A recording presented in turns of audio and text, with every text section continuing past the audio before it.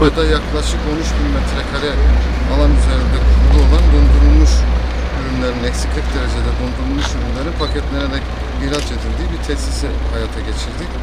Yaklaşık burada saatte 5 ton üretim ve yaklaşık 500 kişinin istihdam edildiği bir tesis. TKDK desteğiyle. Evet, bölgemiz için TKDK desteğiyle güzel bir tesis oldu. Meyve, sebze dondurmada istihdam açısından hayırlı bir iş oldu. 30 milyon TL'lik bir yatırım Malatya'da hem Doğu Anadolu'da hem de bölgemizde ilk yapılan bir yatırım. Dondurulmuş ürün ve direkt olarak ihraç edilen bir ürün. Meyvesinden, çileğinden, kayısısına, kapya biberinden diğer sebzelerine kadar hepsinin bütün işlemini tamamlayıp en sonunda eksi 40 derecede dondurularak, paketlenerek depolanıyor ve depolandıktan sonra da pazar alanları hepsi açık ve direkt olarak pazarlanan, pazarlamasında da hiçbir sorun olmayan hem Malatya ihracatına hem de Türkiye'nin ihracatına yaklaşık 20 milyon dolarlık bir katkıyı sağlayan firmamıza, Samex'e ben çok teşekkür ediyorum.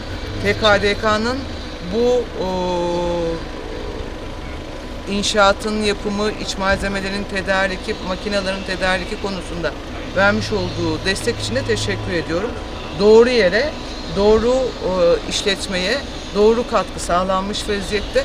Bu vesileyle de ben Tarım Bakanıma, Sayın Bekir Pakdemirli'ye TKDK'nın Malatya için vermiş olduğu 300 milyon TL'lik yatırımın 150 milyonunu yaklaşık TKDK karşılamış vaziyette ve bu destekler için Tarım Bakanımıza çok teşekkür ediyorum. Ayrıca organize sanayi bölgemiz için Sayın Cumhurbaşkanımızın vermiş olduğu, Berat Albayrak Bakanımızın pandemi döneminde sosyal destekler adı altında vermiş olduğu sosyoekonomik desteklerimiz için teşekkür ediyorum. En son Cumhurbaşkanımızın kararıyla açıklanan 6. teşvik bölgesi için de 2021 yılına kadar devam edecek destek paketi için de Cumhurbaşkanımıza ve Bakanımız Sayın Barang'a çok teşekkür ediyorum. Toprak Mahsulleri Ofisi'nin kayısı alımıyla birlikte dün rakamlara baktık.